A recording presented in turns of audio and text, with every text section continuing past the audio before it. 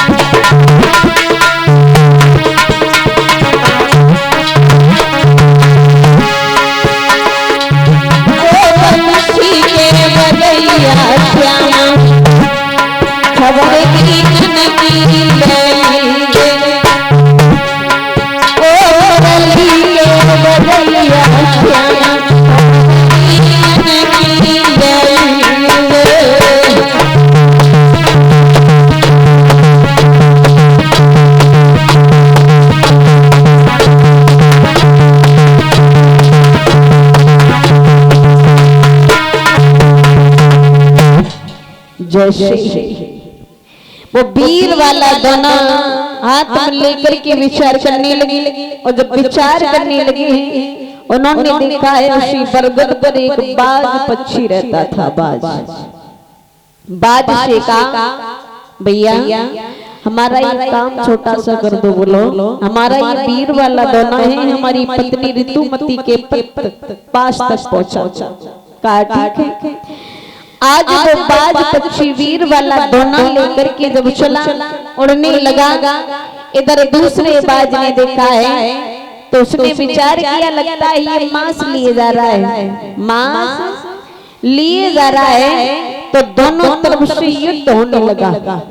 युद्ध होने लगा तो वो वीर वाला दोना छूट करके मुख से और यमुना में गिर जाता है। और जैसे यमुना में गिरा, ऋषियों ने प्रश्न किया, महाराज जो वीर वाला दोना जो यमुना में गिरा था, फिर उस वीर का क्या हुआ? फिर उस वीर का क्या हुआ?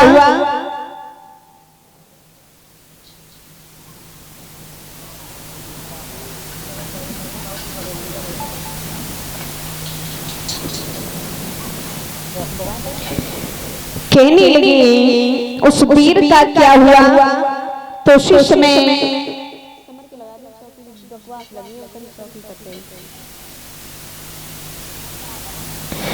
इधर ऋषियों ने जब ये प्रश्न किया तो सूत जी कहने लगे, ऋषियों आपने बड़ा सुंदर बड़ा अच्छा प्रश्न किया है, आपके हर एक प्रश्न का जवाब मिलेगा, हर एक प्रश्न का जवाब मिलेगा। समझाने लगे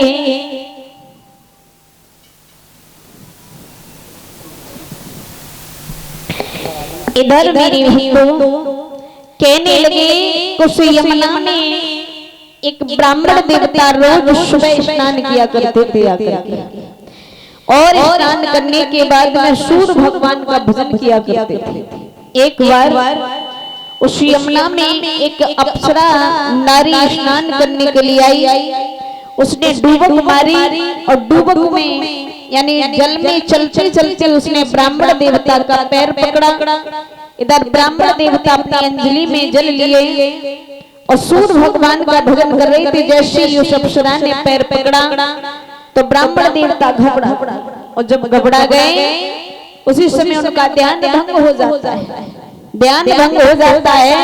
उन्होंने जल में हाथ डुबोया और जैसे ही अप्सरा को केश पकड़ करके उठाया है तो कहने लगी, अरे दुष्ट बुरा नारी, तुझे जरा भी शर्म नहीं आई, तूने एक भगवान के भजन में विहीन डाला है, मैं तुझे श्राप देता हूँ। और क्या बोले हे ब्राह्मण देवता, अरे तू मछली हो गई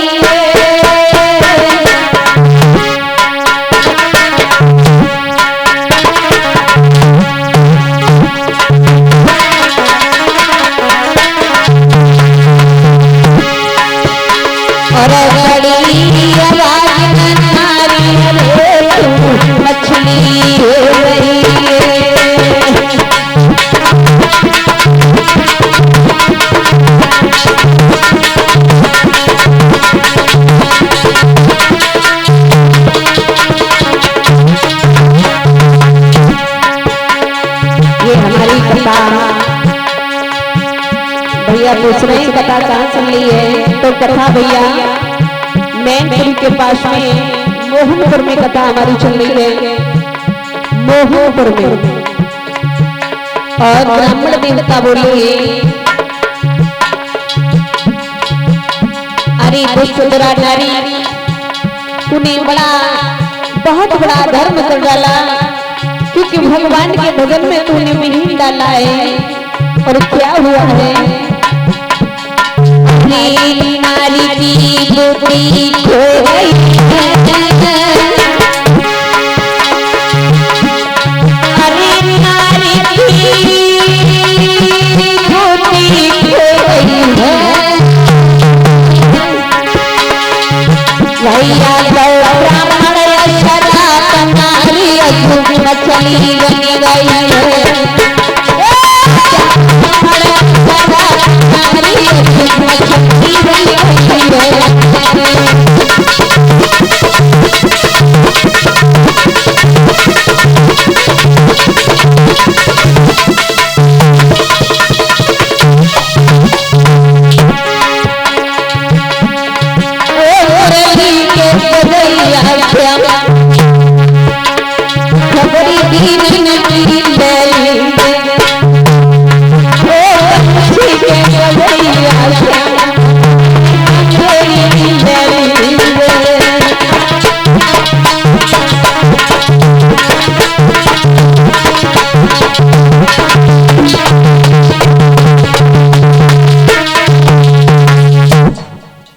श्री ब्राह्मण देवता ने उस अप्सरा को श्राप दिया, तू इस जल की मछली हो जा।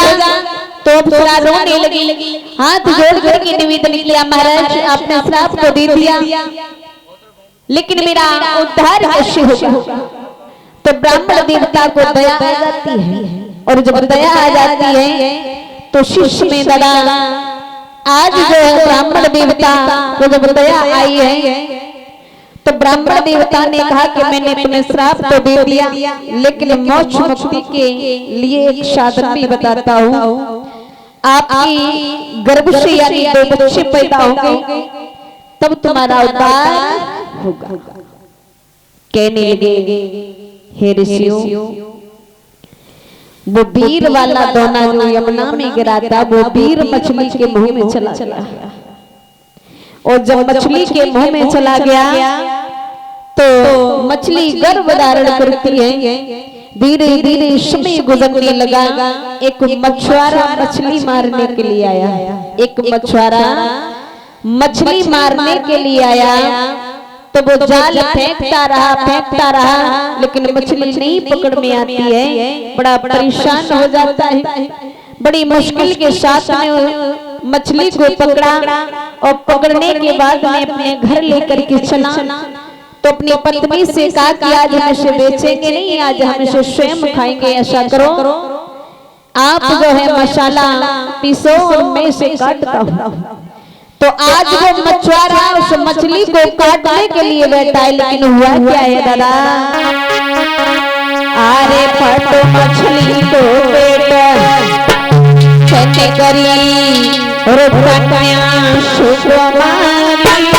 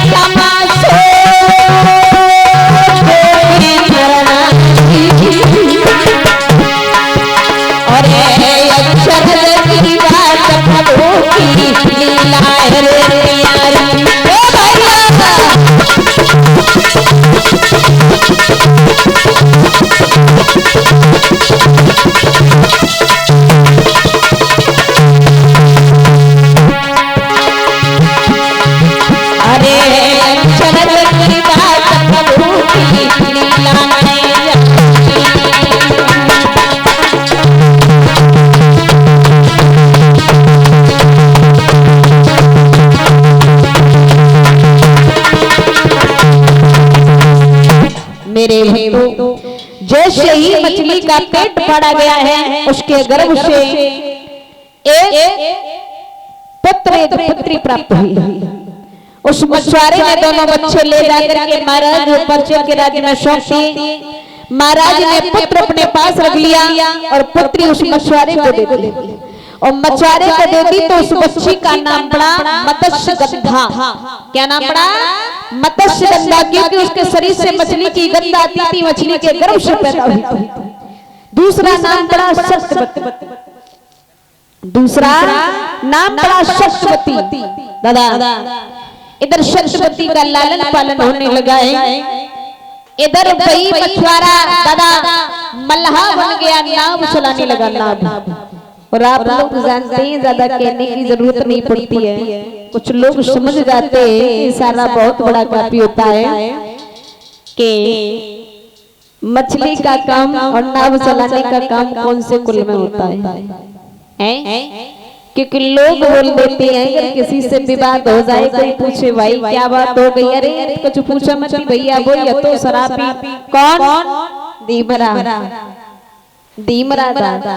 तो काय को भैया जाति को नाम डुबा रही, कुछ कर्म अच्छे कर ले जो लोग तुम्हारा नाम ले। जिस तरीके से आप अपने उत्तम कुल में आप लोगों ने जन्म लिया है, और कुल का तो कम से कम थोड़ी मर्यादा रखो कि आप कितने अच्छे वंश में पैदा हुए हो, आपके वंश में लोगों की पूजा होती है, तो तुम काय के लिए अपनी निंदा कराते हो? लोग कहते हैं दीमर, दीमर कहाँ लिखा हुआ है हमें बताएं, कौन से प्रमाण में लिखा हुआ है दीमर? दीवर नहीं लिखा है, लेकिन लिखा है क्या? दी और बर।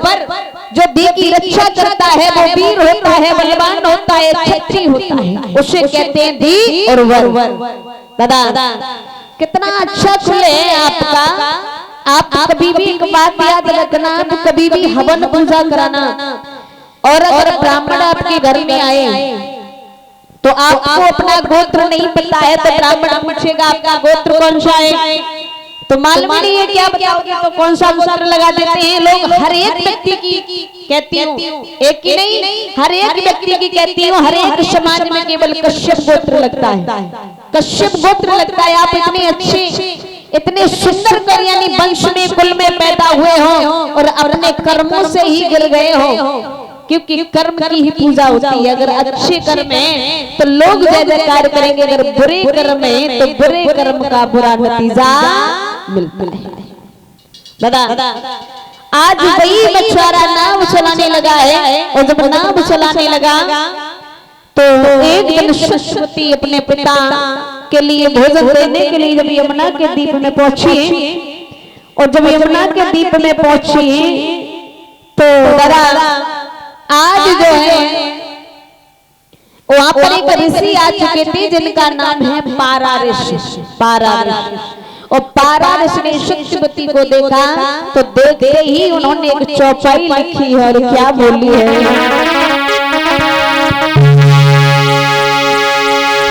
ऋषिवर चल कर यमुना आए और लड़की ने मुखड़ा चमकाया, और ऋषिवर ने वहां पर ये समझा